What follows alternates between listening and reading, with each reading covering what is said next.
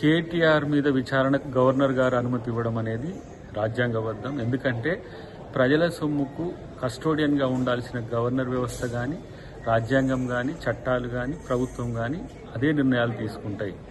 కానీ BRS party నాయకులు మాట్లాడుతున్నది అంటే తప్పు చేస్తాం కానీ మా మీద చర్యలు వద్దు, ఇది రాజకీయ కక్ష సాధింపని చెప్పడం వెనుక ఉద్దేశం ఇది. ఎక్కడైనా సరే ఏ ప్రభుత్వమైనా పారదర్శకంగా ఉండాలి. ఎలక్షన్స్ జరుగుతున్న క్రమంలో ఏ విధంగా ప్రజల ఆస్తిని ఇతర దేశాలకు తరలించిందో చెప్పాల్సిన అవసరం ఉంది.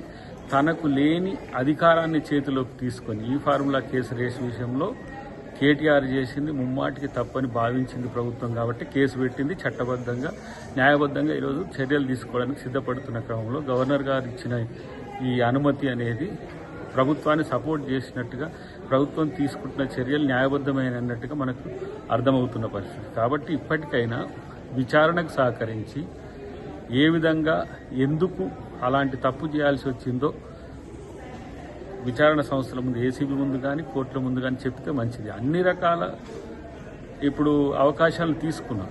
ఈ కేసు ఫాల్స్ కేసు కాబట్టి కొట్టేయండి అని, లేకపోతే దురుద్దేశంతో చేస్తున్నారని కొట్టేయమనండి, అసలు అరెస్ట్ చేయకూడదని చెప్పేసి కోర్టుకు పోయినా సరే కోర్టు మీకున్న అవకాశాలు ఇచ్చింది. ఇప్పుడు ప్రభుత్వం ముందున్న ఏకైక లక్ష్యం ప్రజాధనాన్ని కాపాడడం ఇలా. కాబట్టి ప్రజల సొమ్ముకు కాపలాదారుగా ప్రభుత్వం ఉండాల్సిన బాధ్యత ఉంది.